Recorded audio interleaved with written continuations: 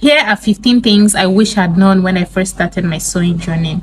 Learning to sew is way more than just learning to use the machine, and I wish someone had sat me down to tell me this, because it would have saved me a lot of trial and error that I had to go through. So right here I have 15 tips, and the very first on my list is you don't have to know everything or be perfect before you start sewing. You become good with practice and consistency, so be proud of your beginnings.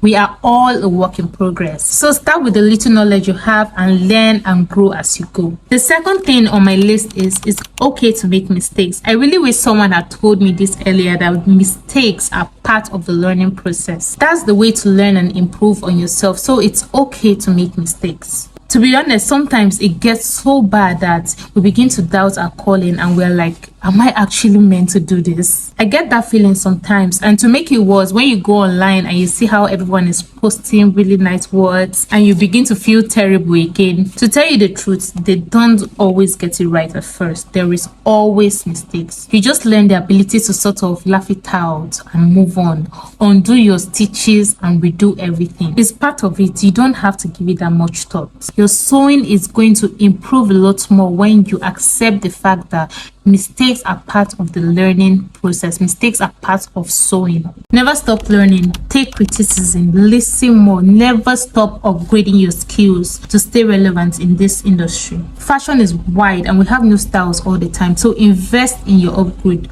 No amount is too much for the right knowledge. Don't be a knowledge junkie. Ensure that you implement all that you have learned very well before going for the next upgrade. You need to follow trends. Find out what is in trend and take inspiration for your brand.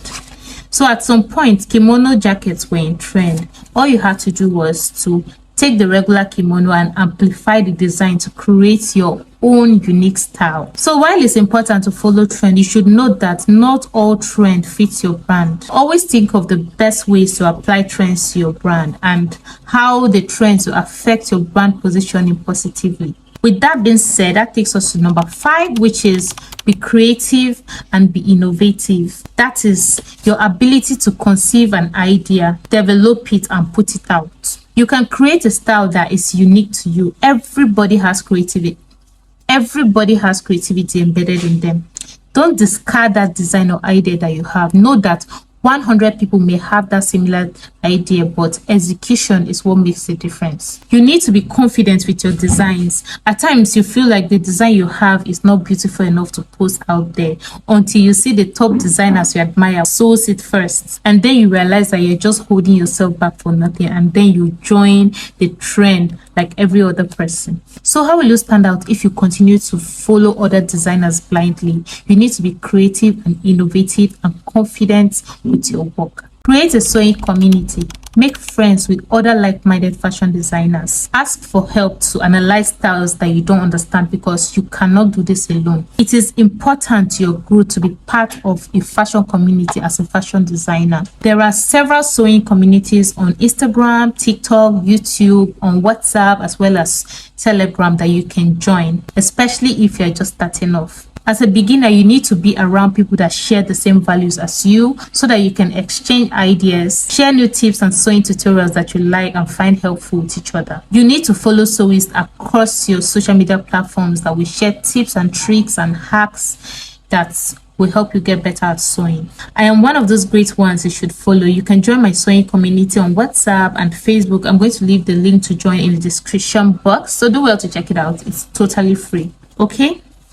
So someone made a statement saying, if you don't eat, sleep, and dream this career, don't even start, because it will test you, it will break you and push you in ways that you never knew possible. The only way to keep going is for the love of it. It takes years of hard work and consistency to really get good at it. Thousands of hours away from family and social life. This is not to discourage you. You don't have to give up when things get tough, because when you finally break through, it gets really good and easy with dedication. Just have it in mind that you are not in competition with anyone. Just slow down and enjoy the great process, because it is about the process in learning the crafts and the art of creating something really beautiful at the end of it. Not everyone is your client. Yes, you heard me right. I had to learn this the hard way. Know your worth, especially if you're an excellent designer. Name your price and stand by it. Your own customers will definitely locate you. The goal is to produce quality pieces that in turn will fetch you money. Quantity doesn't always equate profit. It is when you undervalue your work that you will find and attract customers that will undervalue your time, effort, and expertise. You need to set prices that reflect your worth and attract customers and clients that respect your craft. You deserve to work with people who value your talent and compensate you fairly. Learn to say no if you cannot meet up to a particular deadline.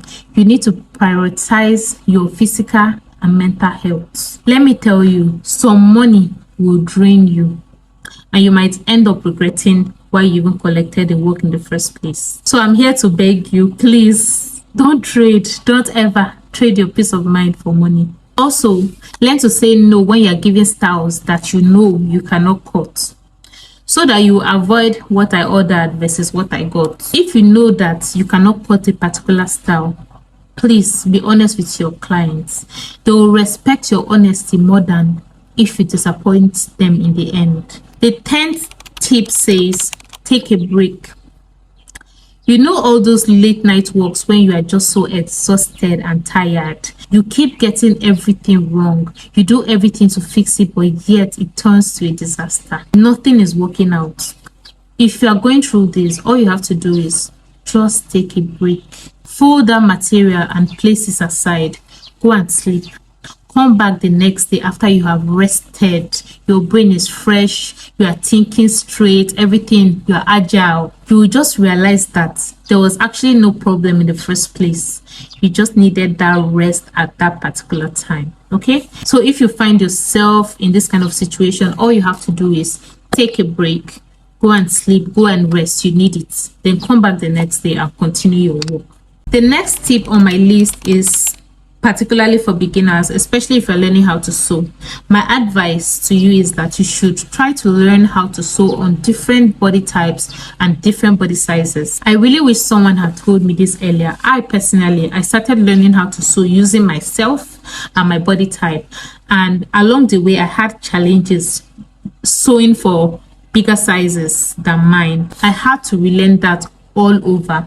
So my advice is that as you are sewing, as you're learning how to sew, try to learn on different sizes that are smaller than you, sizes that are bigger than you. Also heights. Learn to sew for different heights, especially tall people. They have their own measurements, so you have to learn all of these things. Okay, you need to work on your finishings. You cannot let your finishings be shabby and then you will charge a client high. It doesn't make any sense. For you to be able to charge the part, you have to work on your finishings. As you're making effort to make your garments look good on the outside, ensure that the inside is also as good. A good garment is built from the inside to the outside. You shouldn't skip these steps. Cut away all your hanging threads, weave all the inside. All your stitches should be clean. It should be straight and nice in order for everything to look professional. Don't rush the process. Take your time and make sure that your finishings are on point. Now that takes us to the next tip, which is do your research. If you don't know how to do something, if you don't know the technique to go about a particular thing, please look it up. There's no point guessing. YouTube has literally everything nowadays. If you don't know how to finish the waistband of a trouser, for example, Google it, YouTube it, you will find it. You can just type how to sew a waistband of a trouser and you have like 10 videos with tutorials on how to do that. So ensure that you always do your research when you find something difficult. Okay? One thing that has really improved my sewing and no one really talks about is how important ironing is. This can never be overemphasized.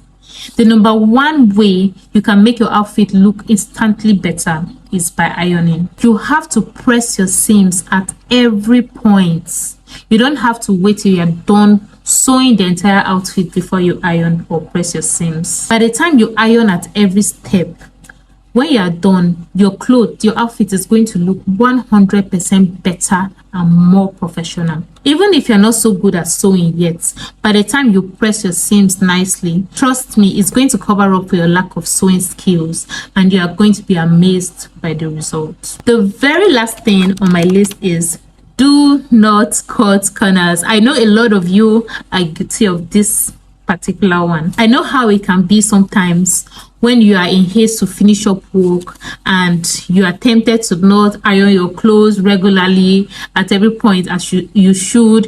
You are not finishing the inside nicely because you feel like it's not going to be seen anyways. That is so wrong. Sewing is not something you should rush. It takes a long time to make up a good garment. Don't skip any of these steps ever. It's really worth all the extra time and effort in the end when you have that beautiful outfit that fits really well, looks beautiful on the inside, and you feel so proud to rock it. I hope you found this video helpful. I'd love to know which one of these you can relate with, because I think it's something we all experience. And of course, leave your comments in the comment section and add in the ones you think I must have left out, as well as your contribution, because it just might be of help to someone out there. Don't forget to subscribe to my channel, like and share this video. Thank you.